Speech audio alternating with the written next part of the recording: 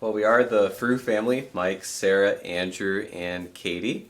And Hungary is a very beautiful country, very historical country, and about 1,000 year history there. There's a lot of different areas, villages, towns, cities, lots of different places people live. A lot of people have gardens in their property and they can grow vegetables and different things to save money and help make ends meet. There's a lot of pretty places to visit.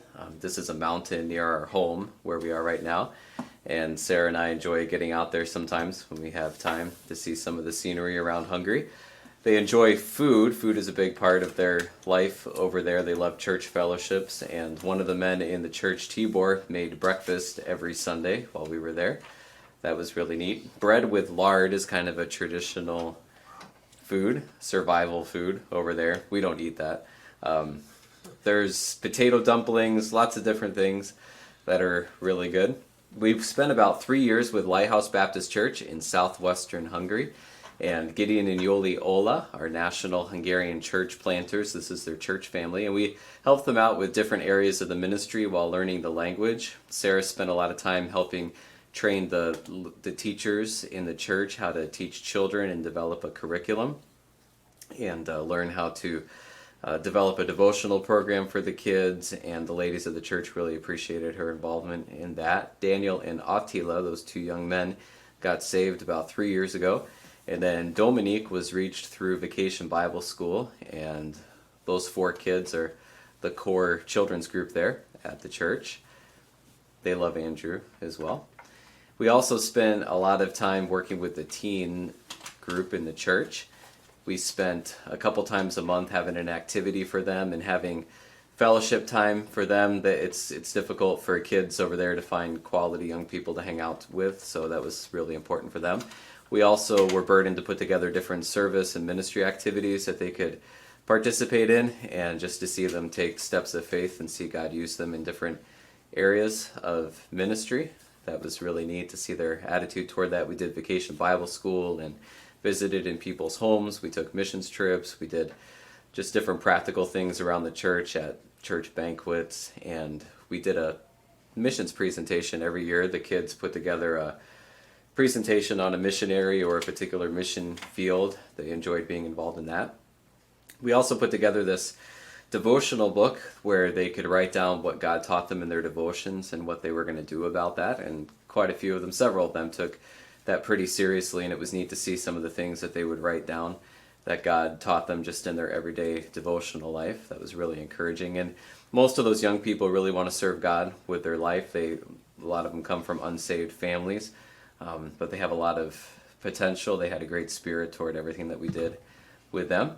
We also worked with the young adults in the church, and we would have them in our home once a month and have a Bible study about different contemporary issues in life and in Christian life.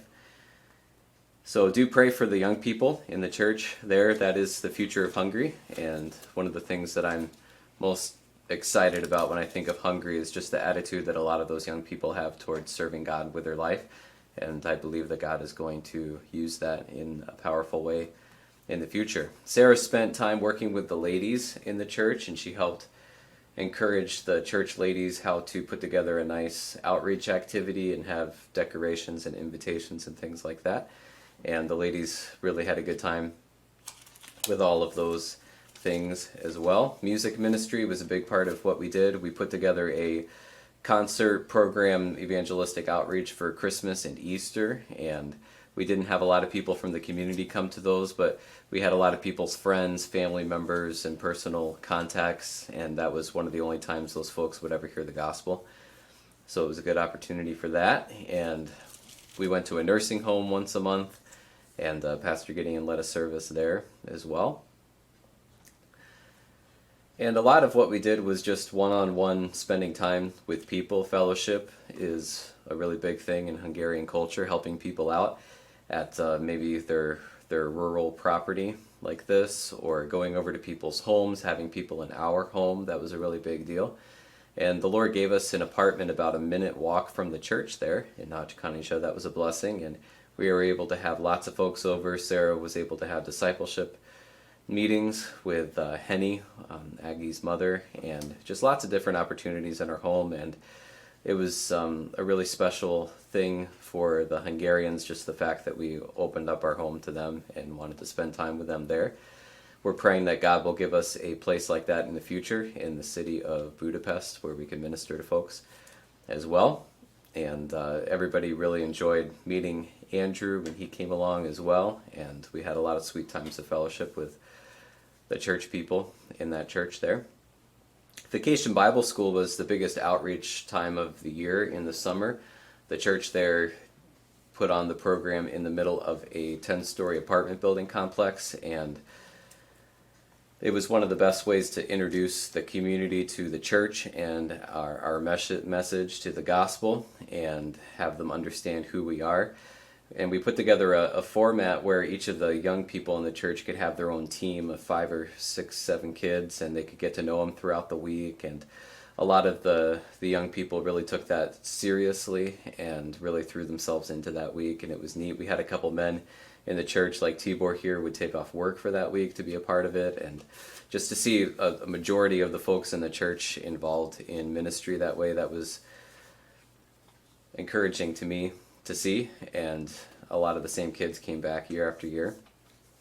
And Yoli, a couple years ago, started doing a ladies' table during VBS. She was able to lead those ladies to the Lord, and there's several who have been coming to the church now as a result of that.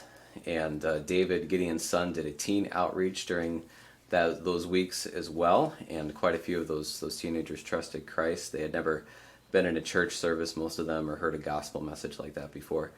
But they listened, and that was really neat to see as well. These 3 ladies trusted Christ that year. And then Judith and Krista are, especially Edith and Krista. Edith has been coming to the church pretty faithfully, and Krista here and there. They come with their young children, and that's really neat to see. Every year we would do a Friday closing program at the end of the week, and we would have maybe 5 or 8 families from the church come, and their kids would get a certificate and have a special program, and then most of them would stay afterwards and talk with Pastor and Yoli, and that was an encouraging thing to see. Preaching was a big part of my ministry there. I preached in English for those first 3 years, and then this last year I preached in Hungarian. We spent a lot of time putting stuff in people's mailboxes. That's one of the things you can do in English over there, so we spent time doing that. Do pray for God to raise up preachers and spiritual leaders in those churches. There's a great need for that. And we're praying that God will use our children in his work over there as well. Andrew came into our lives in 2018. He was born with Down syndrome, and so we've done a lot of different therapy and things as a result of that. This is Timi, his therapist in Budapest. He had a good time with her. And he's with us everywhere we go, visiting people and fellowshipping at the church, and the church folks all loved him a lot. And it was neat to see their interaction with him, and we're thankful for him, as well as Katie, who was born this January in America. She's about 6 months old now.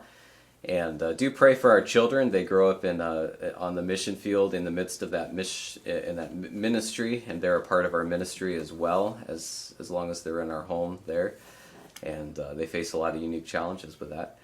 This past February, we left our apartment in Nagykanizsa, and we moved up to the Budapest area with the goal of learning the language, studying the language further, and beginning work on a church plant in Budapest. Hungarian is the 3rd hardest language in the world, so we've spent a lot of effort at that, and the Lord gave us this rental property in the Budapest suburbs. We were able to have church fellowships there, have people from our sending church there.